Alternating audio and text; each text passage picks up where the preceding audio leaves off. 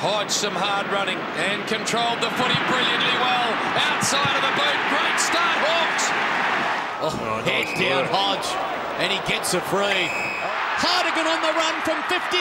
Goal square, Hodge saves the day. Runs away, dishes it off. Can Hodge kick another? Welcome back, Luke Hodge.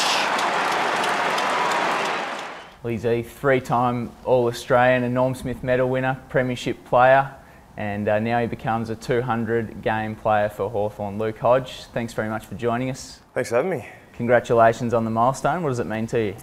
It means a lot. I guess it's taken a while to get there this year. It's been a frustrating year with injury, but I look to tick it off. It was a good thing to accomplish. I think when you first start playing, you have sort of mini milestones. I guess the first one's obviously play your first game, and then the next one was obviously at 150 games you become a life member at Hawthorn, and that was something that I'd really aimed for when I was younger. So, and then to get to this 200 milestones, it's something I'll probably look back on more when I finish football.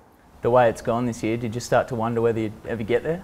Yeah, a few of the boys were starting to give me a bit of lip that I'm a bit old, body can't hack it anymore. But I've been relatively lucky with my injuries throughout the footy career, so I can't really complain just on having a knee injury for half a year. So there's still plenty of footy left in this year.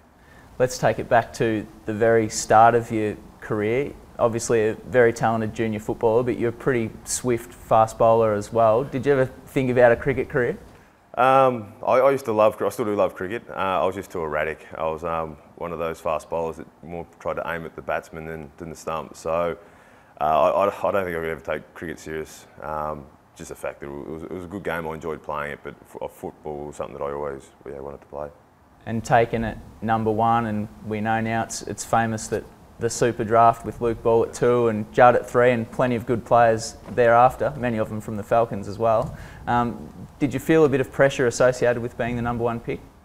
Not really. The footy club were fantastic. They pretty much said, don't listen to what people are writing about in the papers or talking about on TV. It's what you can do to help our club. So it was good. They gave me a simple job to do, and that helped me. And you must feel from the fans' point of view that they have really embraced you. Of course. That's the best part about this footy club. It's not only the people here, it's the supporters. We've now got 60,000 members that have been unbelievable. You know, with Twitter and all, I'm still trying to figure out the Twitter thing. But all the support that they give you, and especially when you're injured and if you have a bad game, they're always saying good luck for next week. So the support that not only the footy club but the fans here has been excellent.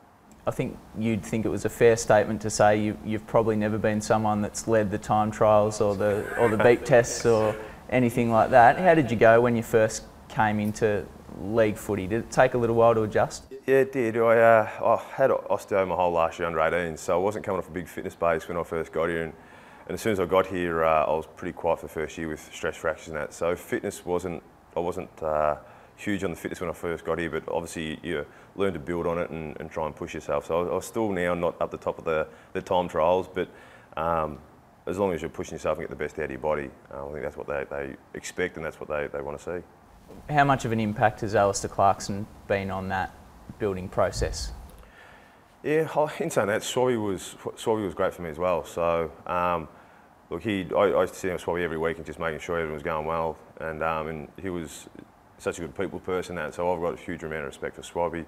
Clarko come in, two totally different blokes. And then, so he was obviously had to teach a lot of younger guys because we got rid of a lot of the older guys and started fresh when Clarko got in. So it was more of a teaching process for the first 2 or 3, 4 years. So, and obviously it turned out to work. And let's go to that day in 2008, which is probably seen now as the defining day of your career to date. Just how sore were your ribs on that day? No, they're all right. You go through tests and that throughout the week and went through and bumped and all that throughout the week. So that was going to the game. I was very confident that I'd got through with no issues.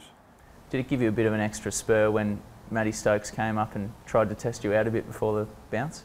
I thought that's what was going to happen, so I wasn't surprised when he came up. But I think the biggest spur was running out, and there's 100,000 fans just cheering for, just keen for a great game of football. I think you're on cloud 9, then you just sort of float around, and it was an amazing day to be part of. Back onto yourself. You've signed a 1-year extension for next year. How much longer beyond that do you see yourself going? Yeah, well, that was a part of the last contract, so I was triggering that year hit to go on. So that was, yeah, so I'm contracted till next year, and look, actually, my body feels good. They said with the knee, it's no long-term damage. You'll play with it for the rest of this year, but then just throughout the pre-season next year, you'll be fine. So as long as I don't have much pace to lose, so that can't affect me. But yeah, I'm still enjoying my football, and I'll keep playing until that part of it goes. The rest of the club will tell me to get out. People say you're the type of guy that plays such a crash and bash style that maybe you might retire a bit earlier than others because of the impact that's having on your body. Do you see that being the case at all? It's a lot of people have probably done that in the past. So like if that comes to that, I do retire a couple of years early than other people, then that doesn't matter me. I'm going to go and play football the way that my teammates expect me to and the way I expect myself to. So if that means that I do play for 2 years shorter, then I'll cop that. But I think that comes part and parcel with football. And your transition into the captaincy seems to have really gone quite smoothly. Has it been quite a natural progression for you? It's felt reasonably natural. It's obviously the more years you do it, the more you feel more comfortable with it. But Sammy gave me a lot of responsibility. His last 2 years as captain, just sort of throwing me a lot of tasks to do and get my opinion on a lot of things. So he obviously knew that he was going to stand down. So he tried to develop me as fast as he could, which I'm very thankful for, because it's made it a bit more easy when I got the job. So look, I'll probably look to do the same thing, maybe captain for a couple more years, and then try and pass on to the next guy, and wherever I can to help out the next captain, and whatever I can do to help him out, I'll be putting my hand up to help him. Has it affected your enjoyment of the game in any way, having to do all that stuff? No, I still enjoy the game more. I still enjoy the game now as much as I have, and that only shown me when I did have the 12 weeks out or 10 weeks out with my knee, that it just showed how much I still do love the game. So as far as the stress, you're going to have to deal with the stress that comes with being a captain, but it hasn't affected how much I love the game.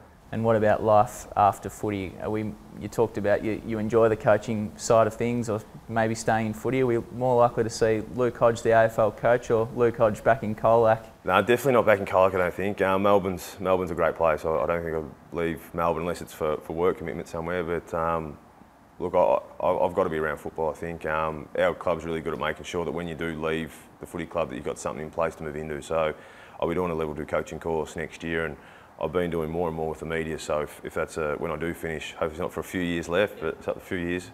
But when I do finish, that I can move into the media if I get that chance. A few quick ones for you to finish on. 2012 team versus 2008. Which do you think's better? Well, 2008's got the screw on the board, so I'd have to go with that. Who's been your toughest opponent over the course of your career? When I played centre half back in 2009, I think, and 1 week I had down at Tassie, I had Jonathan Brown, and he kicked 6 on me. And then the following week I played on Adam Goods, and he kicked 3 and had 30 on me. Other than the 2008 grand final, which we'll take as a given, what's been the high point of your career to date? Obviously, getting life membership of the footy club, being appointed captain of the footy club is a huge honour, and then you can't get past your first game. To actually finally run out, it was against the team I used to barrack for in Richmond. But to finally play your first game of AFL footy, it's something you've been aiming for since you were a kid. It definitely stands out. We know you can play back, forward or in the middle. Where do you like playing best? Normally wherever I don't know. Clarko's good at the fact that he always keeps you sort of guessing. So I might play 4 games in the midfield and he'll throw me down back, or if I play 4 games in a row, he might put me in the mid for up forward. So I think I enjoy playing all 3, and the fact he throws around so you don't get stale. And I think he keeps you guessing, which is always a good thing. How's being a dad changed your outlook on life and football? Does it put a bad loss into perspective at all, or you still get just as filthy as ever? You still get filthy, but you realise when you walk in the door at home and he comes up and gives you a cuddle, or if he's at the game and he comes up and cuddles you, it is a game of football. It's a frustrating game, but yeah, you try your heart out for 2 hours, and then you're a bit flat if you lose. But then there's obviously more important things than football at times. And last one, what are your goals for the rest of your career? Look, obviously, is to win a second premiership. Fingers crossed it's this year. If not next year, I still believe our group has got a good group that could be together for a few more years yet. So that's obviously the aim. You work hard together. You play with teammates for one goal, and we did it 5 years ago. And just work your butt off to try and do it again.